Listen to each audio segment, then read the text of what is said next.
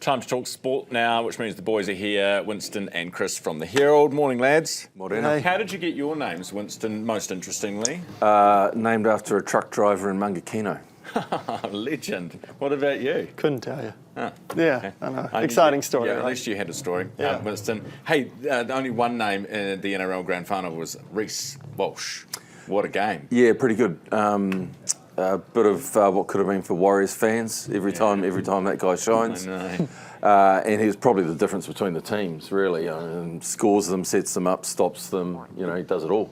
Yeah, he's a really talented player, isn't he? We saw a little bit of that when he was at the Warriors, but he's really grown into the sort of superstardom now with the Broncos, and he wasn't the only former Warrior starring last night. The Melbourne Storm have turned Ali Katoa into one of the best second rowers in the competition. He scored a try as well, so either way it was going to be a former Warrior winning last night. Yeah, so it was a huge Warriors Huge final. Warriors night, yeah. You guys would take anything.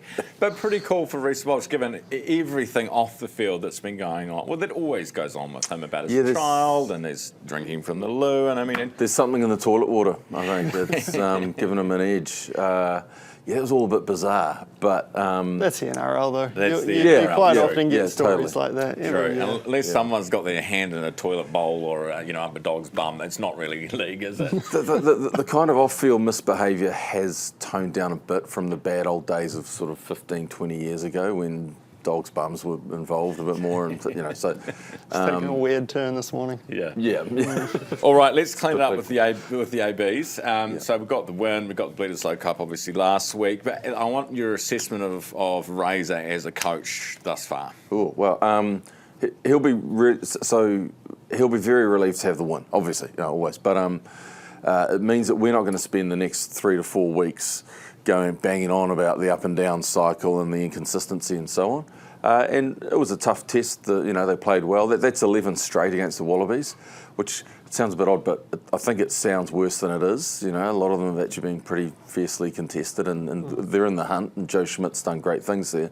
But yeah, he'll be very relieved to have gotten to have actually built a thing. He can look back on that whole campaign now. They finished second in the Rugby Championship on points differential. So really you could say, well, that Wellington blowout against the Box, if that had been not quite as bad, if somehow they'd either managed a bonus point, so come in within 7, or not, what was the margin? The margin was like 50 points or something awful, not quite, lost by such a blowout, they would have won the title. So he can say it wasn't a terrible campaign.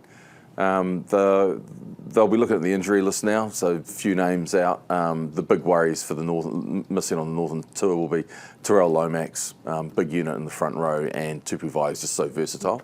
So yeah, that'll be the interesting point, see how they cover that up. Brilliant. We've got cricket coming up, but Black Foils have bounced back to finish second in Spain. Yeah, they were quite good this morning. Good to bounce back from a pretty bad event in Geneva a couple of weeks ago, and second place today. They didn't actually win a single race this weekend, but consistency pays off, and now they go into the grand final sort of event in a month's time, basically with one foot in that final race where they'll compete for a big old prize check. So brilliant. Chris and Winston, good to see you both. Thank you so much. Thanks, that is Sport with Chris and Winston from the Herald.